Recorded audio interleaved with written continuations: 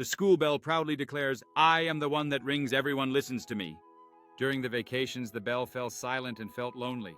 It then realized that true importance comes when everyone's time and work harmoniously align.